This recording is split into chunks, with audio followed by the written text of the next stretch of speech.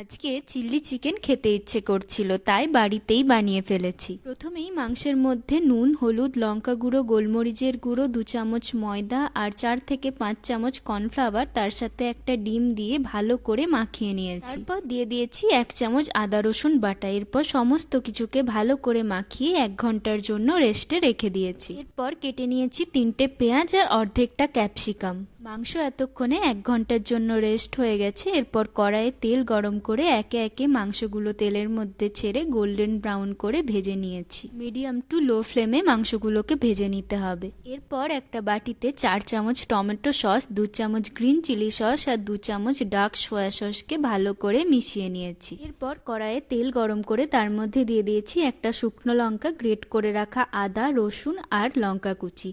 এরপর ফোড়ন থেকে ভালো গন্ধ বেরোলে এর মধ্যে দিয়ে দেব কেটে রাখা পেঁয়াজ আর ক্যাপসিকামটাকে হাই ফ্লেমে ভেজে নিতে হবে 2 মিনিট। তারপর দিয়ে দেব পরিমাণ মতো নুন আর গোলমরিচের গুঁড়ো। আরও 2 মিনিট হাই ফ্লেমে রান্না করে দিয়ে দেব সসের মিশ্রণটা। তার সাথে দিয়ে দিয়েছি সস ধোয়া জলটা। এরপর সমস্ত কিছুকে 2 মিনিট মতো ভালো করে রান্না করে নিতে হবে। এরপর দিয়ে দিয়েছি অল্প একটু চিনিটাকে ভালো করে মিশিয়ে নিয়ে দিয়ে দেব ভেজে রাখা মাংস। এরপর সমস্ত কিছুকে ভালো করে মিশিয়ে আরো 2 মিনিট মতো রান্না করে দিয়ে দেব পরিমাণ মতো জল।